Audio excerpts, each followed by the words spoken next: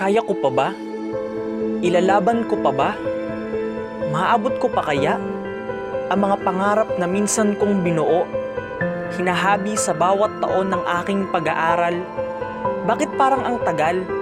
Matapos ng bawat segundo, minuto at oras ng aking pag-aaral.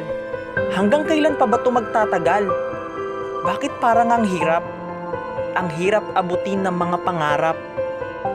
Pero hindi. Kailangan ko itong labanan.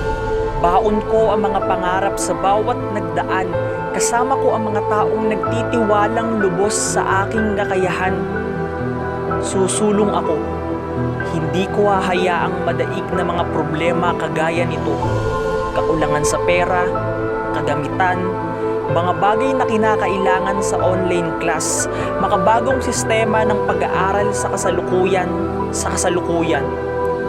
Maraming mga hinaing, kabi-kabila ang mga panagpoy, panawagang ipagpaliban muna ang ganitong kalakaran. Halos lahat ay pagod na. Nauubos